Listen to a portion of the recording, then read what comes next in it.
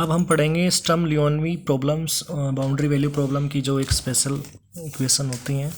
तो वो इस टाइप की आपकी इक्वेशन होती है, d by d x P x d y by d x plus Q x plus lambda R x y is equal to zero, जहाँ पे क्यू आर और पी क्या हैं,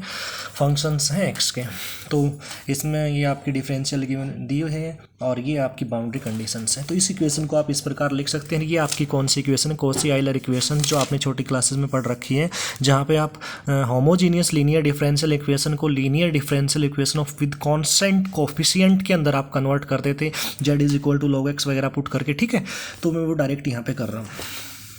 यानी कि यहाँ पे D into D minus one आ जाएगा, ये डी आ जाएगा, लैम्डा वाई बाहर निकाल लेंगे, यहाँ से सोल्व होगी D square plus lambda is equal to zero. वहाँ अब हम क्या निकालेंगे, auxiliary equation m square plus lambda is equal to zero. अब जो लैम्डा की वैल्यू हमें यानी कि पता नहीं क्या है, तो तीन पॉसिबिलिटी आएंगे यहाँ पे, positive negative equal to zero. तो फर्स्ट जो केस लिया है इन्होंने,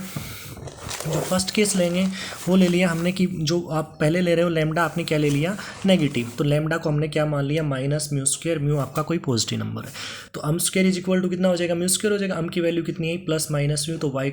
का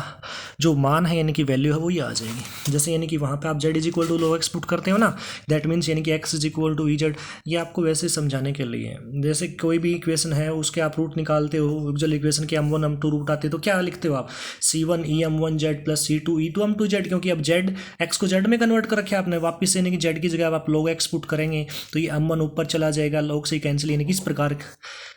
ही डायरेक्ट रिजल्ट यहाँ पे कर रखे हैं।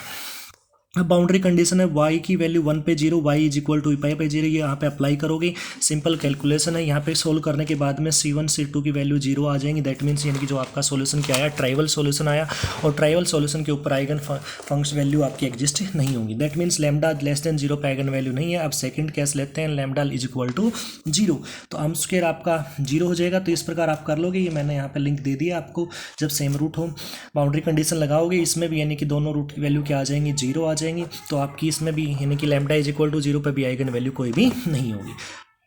अब लैम्डा पॉजिटिव लो, यानी कि lambda is equal to mu square मान लिया, तो M is equal to plus minus mu आइट आ गया। अब यानी कि वैल्यू ये हो जाएगी, जैसे यानी कि आप लीनियर डिफरेंशियल इक्वेशन में करते हो ना, ए प्लस आइटा भी अगर रूट आता है ऑक्सिलरी इक्वेशन का, तो क्या होता है, Y E alpha Z c1 cos B Z plus c2 B Z. तो यहाँ पे आप जेड की जगह log x पुट करेंगे तो आपका इस प्रकार का सॉल्यूशन हो जाएगा। अब जब कंडीशन लगाएंगे तो c1 इज इक्वल टू 0 आ जाएगा, एक ये वैल्यू आ जाएगी, यानी इसकी वैल्यू भी 0। अब c1 0 हो गया तो यानी कि c2 sine mu pi is equal to 0। अब